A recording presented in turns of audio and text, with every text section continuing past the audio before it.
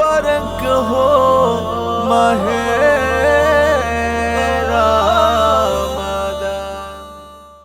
সুপ্রিয় দর্শক শ্রোতা, আসসালামু আলাইকুম ওয়া রাহমাতুল্লাহি ওয়া বারাকাতুহু। মহান রব্বুল আলামিন ইরশাদ করেন, কুল্লিল মুমিনিনা ইয়াগুদ্দু মিন আবসারিহিম ওয়া ইয়াহফাজু ফুরুজাহুম। এখানে আল্লাহ পাক রব্বুল আলামিন বলছেন মুমিন পুরুষদেরকে যে তোমরা তোমাদের চোখে অবনত রাখো এবং তোমাদের লজ্জা স্থানকে হেফাজত করো। যেহেতু পবিত্র মাহে রমজান মাস আমাদের ভেতরে চলতেছে, আমাদের এই রোজার ভেতরে প্রত্যেকটি অঙ্গ প্রত্যঙ্গের ব্যাপারে যত্নবান হতে হবে। কারণ পবিত্র মাহে রমজানের রোজাগুলো শুধু সারাদিন না খেয়ে থাকার নাম নয়, পবিত্র মাহে রমজানের প্রত্যেকটি অঙ্গ প্রত্যঙ্গ হেফাজত করা আমাদের মূল দায়িত্ব এবং কর্তব্য।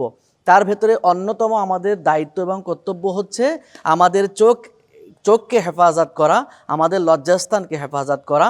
এই আয়াত থেকে আমরা সে শিক্ষায় পেয়েছি, আল্লাহ রাব্বুল আলামিন আমাদেরকে নির্দেশ দিয়েছেন আমরা যখন রাস্তাঘাটে চলাফেরা করব, পবিত্র মাহে রমজানে অবশ্যই আমরা আমাদের চোখকে হেফাজত করব এবং বিশেষ করে আমরা এই রমজানে আমাদের লজ্জাস্থানকেও হেফাজত করব।